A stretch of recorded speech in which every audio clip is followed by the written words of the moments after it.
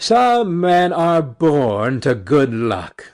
All they do or try comes right. All that falls to them is so much gain. All their geese are swans, all their cards are trumps.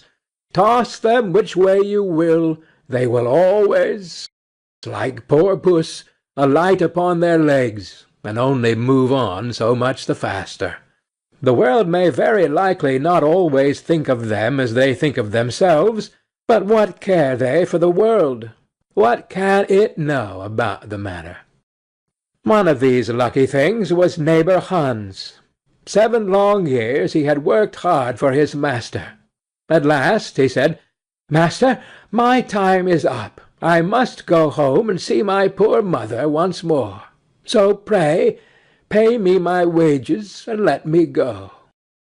And the master said, "You have been a faithful and good servant, Hans, so your pay shall be handsome." Then he gave him a lump of silver as big as his head. Hans took out his pocket-handkerchief, put the piece of silver into it, threw it over his shoulder, and jogged off on his road homewards. As he went lazily on, dragging one foot after another, a man came in sight, trotting gaily along on a capital horse. "Ah," said Hans aloud, "what a fine thing it is to ride on horseback! There he sits as easy and happy as if he was at home, in the chair by his fireside. He trips against no stones, saves shoe-leather, and gets on he hardly knows how." Hans did not speak so softly, but the horseman heard it all, and said, "Well, friend, why do you go on foot, then?" "Ah," said he, "I have this load to carry. To be sure it is silver, but it is so heavy that I can't hold up my head, and you must know it hurts my shoulder sadly." "Well, what do you say of making an exchange?" said the horseman. "I will give you my horse, and you shall give me the silver, which will save you a great deal of trouble in carrying such a heavy load about with you." "With all my heart," said Hans, "but as you are so kind to me, I must tell you one thing. You will have a weary task to draw that silver about with you." However, the horseman got off, took the silver, helped Hans up, gave him the bridle into one hand and the whip into the other, and said, "When you want to go very fast, smack your lips loudly together, and cry, 'Jeep!'" Hans was delighted as he sat on the horse, drew himself up, squared his elbows, turned out his toes, cracked his whip, and rode merrily off, 1 minute whistling a merry tune, and another singing, "No cares and no sorrow, a fig for your morrow, we'll laugh and be merry, sing neigh don derry." After a time he thought he should like to go a little faster, so he smacked his lips and cried, "Jeep!"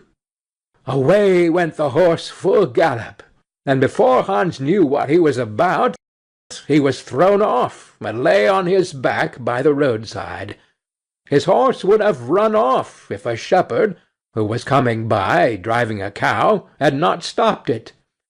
Hans soon came to himself, and got up on his legs again, sadly vexed, and said to the shepherd, "This riding is no joke. When a man has the luck to get upon a beast like this, that stumbles and flings him off as if he would break his neck. However, I'm off now, once for all. I like your cow now a great deal better than this smart beast that played me this trick, and has spoiled my best coat, you see, in this puddle, which, by the by, smells not very like a nosegay. One can walk along at one's leisure behind that cow, keep good company, and have milk, butter, cheese, every day into the bargain. What would I give to have such a prize?" "Well," said the shepherd, "if you are so fond of her, I will change my cow for your horse. I like to do good to my neighbours, even though I lose by it myself." "Done," said Hans merrily. "What a noble heart that good man has," thought he. Then the shepherd jumped upon the horse, wished Hans and the cow good morning, and away he rode. Hans brushed his coat, wiped his face and hands, rested a while, and then drove off his cow quietly, and thought his bargain a very lucky one. If I have only a piece of bread, and I certainly shall always be able to get that, I can, wherever I like, eat my butter and cheese with it, and when I am thirsty I can milk my cow and drink the milk, and what can I wish for more? When he came to an inn, he halted, ate up all his bread, and gave away his last penny for a glass of beer. When he had rested himself, he set off again, driving his cow towards his mother's village. But the heat grew greater as soon as noon came on, till at last, as he found himself on a wide heath that would take him more than an hour to cross, he began to be so hot and parched that his tongue clave to the roof of his mouth. I can find a cure for this, thought he. Now I will milk my cow and quench my thirst. So he tied her to the stump of a tree, and held his leathern cap to milk into. But not a drop was to be had. Who would have thought that this cow, which was to bring him milk and butter and cheese, was all that time utterly dry? Hans had not thought of looking to that. While he was trying his luck in milking, and managing the matter very clumsily, the uneasy beast began to think him very troublesome, and at last gave him such a kick on the head as knocked him down, and there he lay a long while senseless. Luckily a butcher soon came by, driving a pig in a wheelbarrow. "What is the matter with you, my man?" said the butcher, as he helped him up. Hans told him what had happened, how he was dry, and wanted to milk his cow, but found the cow was dry too. Then the butcher gave him a flask of ale, saying, "There, drink and refresh yourself. Your cow will give no milk. Don't you see she is an old beast, and good for nothing but the slaughter-house?" "Alas, alas!" said Hans, "who would have thought it? What a shame to take my horse and give me only a dry cow! If I kill her, what will she be good for? I hate cow beef. It is not tender enough for me. If it were a pig, now, like that fat gentleman you are driving along at his ease, one could do something with it. It would at any rate make sausages." "Well," said the butcher, "I don't like to say no when one is asked to do a kind neighbourly thing. To please you I will change, and give you my fine fat pig for the cow." "Heaven reward you for your kindness and self-denial," said Hans, as he gave the butcher the cow, and taking the pig off the wheelbarrow, drove it away, holding it by the string that was tied to its leg. So on he jogged, and all seemed now to go right with him. He had met with some misfortunes, to be sure, but he was now well repaid for all. How could it be otherwise with such a travelling companion as he had at last got? The next man he met was a countryman carrying a fine white goose. The countryman stopped to ask what was o'clock. This led to further chat, and Hans told him all his luck, how he had had so many good bargains, and how all the world went gay and smiling with him. The countryman then began to tell his tale, and said he was going to take the goose to a christening. "Feel," said he, "how heavy it is, and yet it is only 8 weeks old. Whoever roasts and eats it will find plenty of fat upon it, it has lived so well." "You are right," said Hans, as he weighed it in his hand, "but if you talk of fat, my pig is no trifle." Meantime the countryman began to look grave, and shook his head. "Hark ye," said he, "my brother friend, you seem a good sort of fellow, so I can't help doing you a kind turn. Your pig may get you into a scrape.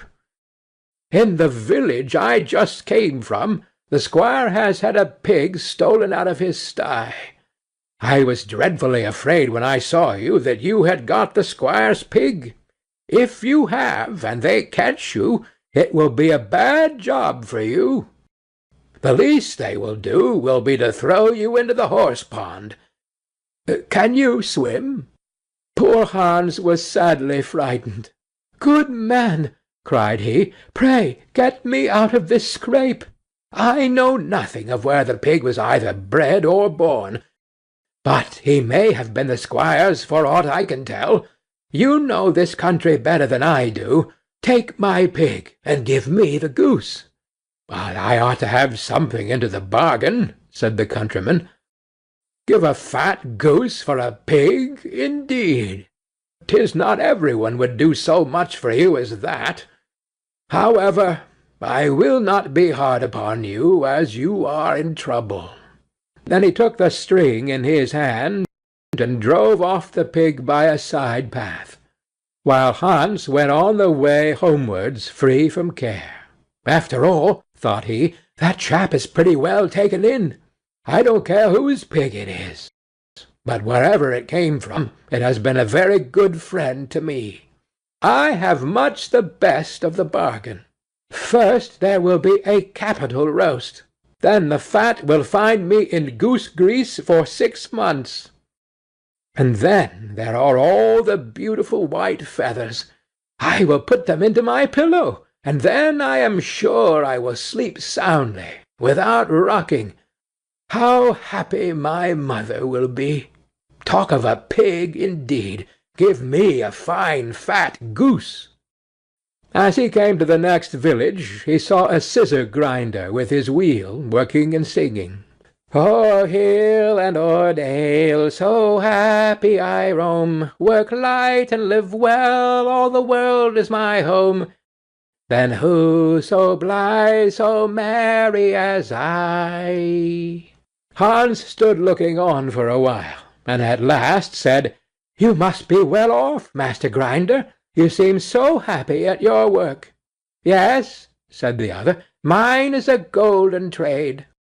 A good grinder never puts his hand into his pocket without finding money in it. But where did you get that beautiful goose?" "I did not buy it. I gave a pig for it." "Ah, and where did you get the pig?" "I gave a cow for it." "And the cow?" "I gave a horse for it."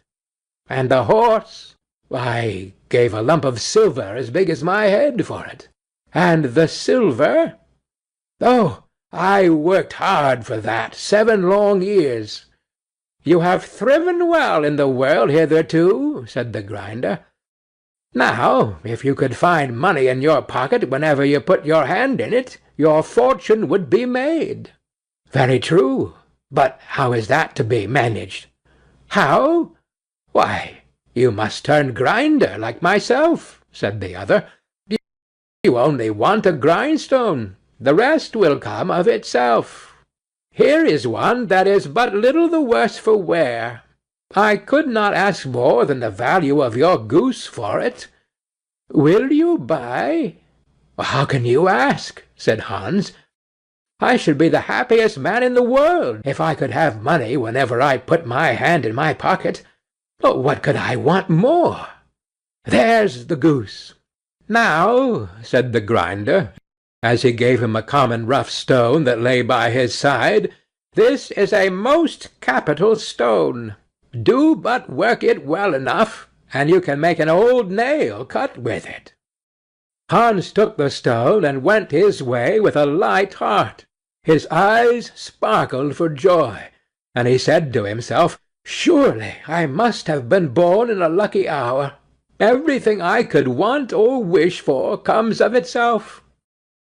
People are so kind. They seem really to think I do them a favour in letting them make me rich, and giving me good bargains." Meantime he began to be tired, and hungry too, for he had given away his last penny in his joy at getting the cow. At last he could go no farther, for the stone tired him sadly, and he dragged himself to the side of a river, that he might take a drink of water, and rest awhile. So he laid the stone carefully by his side on the bank.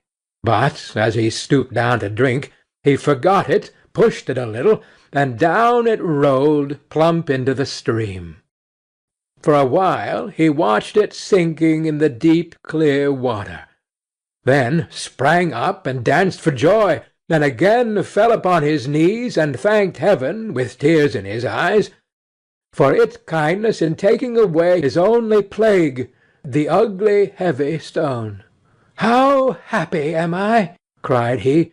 "Nobody was ever so lucky as I."